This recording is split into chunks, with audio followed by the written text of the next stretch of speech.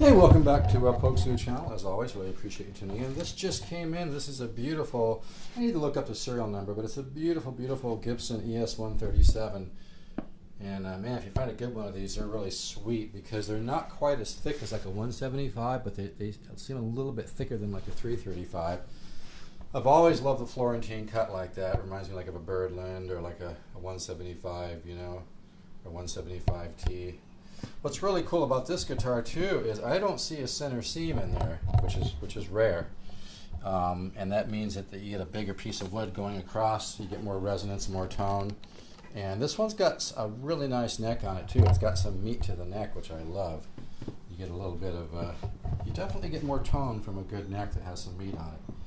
I wouldn't call it a baseball bat like an old, you know, K or something, but it's got some meat on it.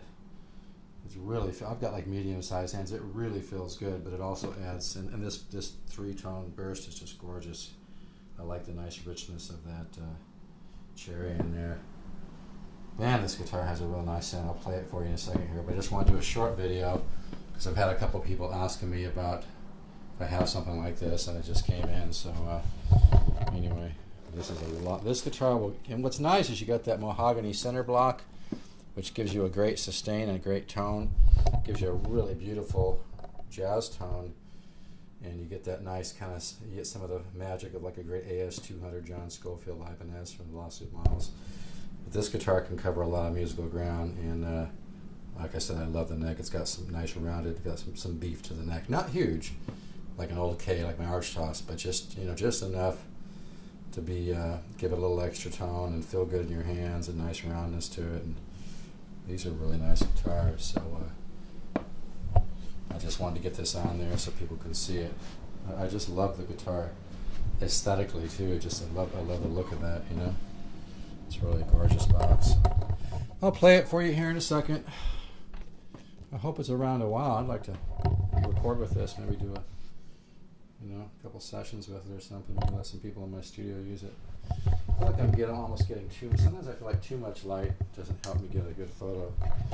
Lighting can be kind of strange, but it looks real good. It's very, very nice. I don't even think the guy took the plastic off the pick guard. It's barely been played. So these are a lot of value. They don't make them anymore, and like I said, this one has a one-piece back. I do not see a center seam down that back at all, and that's a good thing, because even in high-quality laminate wood like this, you know, it's still one wider piece, so it comes from a wider tree. To get that wide of a piece of wood, you have to have an older tree. It's that simple. So whenever you see guitars that don't have the center seam, it's older wood.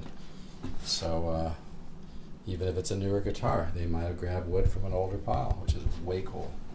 And that's what I love about doing this. So you could use a great box that will give you an unbelievable jazz sound, as good as anything, as well as a great, well, I mean, not as good as anything. It's not going to sound like, you know, some guitars, but it really has a very refined jazz tone. I think anybody would be happy with it, unless you're looking for like a pure acoustic, is what I was making my reference to. Like my Heritage Golden Eagle. But I love semi-hollows like this because, you know, you don't have feedback issues, and having that mahogany center block just gives you a beautiful richness. It adds sustain and adds tone to the mid-range, treble and bass.